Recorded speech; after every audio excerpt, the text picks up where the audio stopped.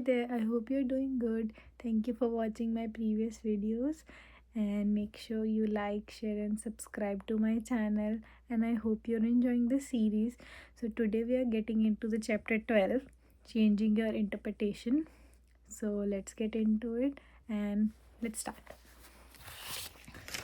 The sight of a slaughterhouse may trigger a negative emotion in you, whereas it may be positive for the business owner and the natural for the machine operator. It all depends on how you are conditioned. Om Swami, a million thoughts. In itself, an event or a thought has no power to alter your emotional state. What generates emotions is the way you choose to interpret the event or the thought. This is why two people can react differently to same situation. One will see a problem and blame external circumstances, while the other will see an opportunity to be embraced. One will get stuck, another will grow. The way you interpret events is closely linked to journal assumptions you hold about life. As such, it's essential we first delve into the underlying assumption that led to these interpretations. Exploring your assumptions. To enter a given emotional state, you made certain assumptions regarding how things should be. These assumptions constitute your subjective reality. Because you are convinced they are true, you don't question them. Below are some of the assumptions you may have. Problems should be avoided. This is a problem. I should eat healthy. I live at least until I'm 70. I must get married. Complaining is normal. There is nothing wrong with dwelling on past. I need to worry about the future or I can't be happy unless or until I get a job. Insert your answer here.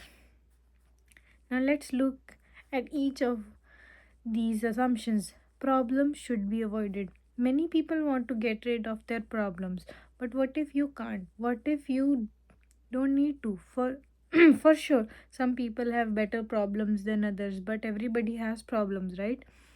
What if the assumption that you shouldn't have any problem is wrong? What if you need to learn how to dance in rain and make the most of your problems? What if the problem are just challenges to overcome and they're part of your life?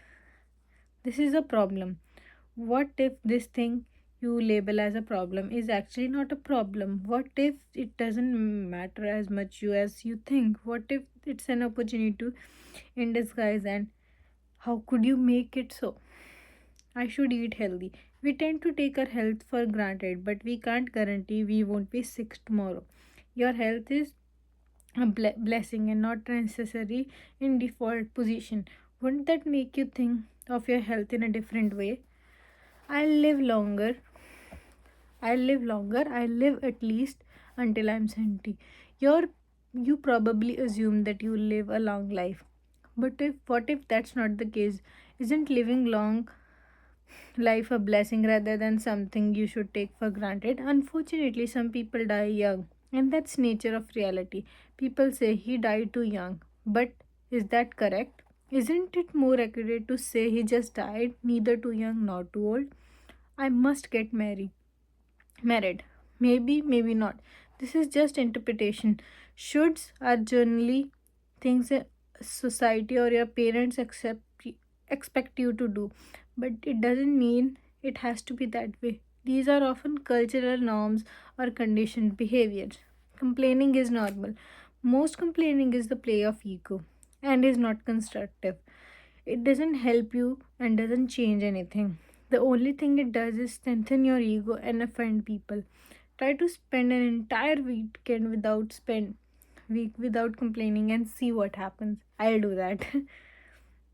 There is nothing wrong with dwelling on past. You probably spend too much time dwelling on the past. Everybody does. But do you realize the past only exists in your mind? And do you realize you can't change things no matter what you do? Learning from your past is useful and dwelling on it isn't. So make sure you forget your past. It's all gone. You can't do anything, you can't change anything about it. I can't be happy unless I don't get a job or I don't get views at something like that. You don't need to have the perfect life to be happy. Happiness is a choice you need to make every day. You must practice it since we have seen both external factors won't significantly affect your happiness. These are just some examples of assumptions you may hold. My intention is here to show you that interpretation and the emotions generated from them are largely a result of assumptions you hold about the world. Thus, to experience more positive emotion, it is important for you to spend time revising your assumptions, analyzing your interpretations. As we have already seen, you interpret events based on your assumptions. Now, below are some questions to help you understand what I mean by interpretation. Do you think everything happens for a reason and embrace it? Or do you play the victim?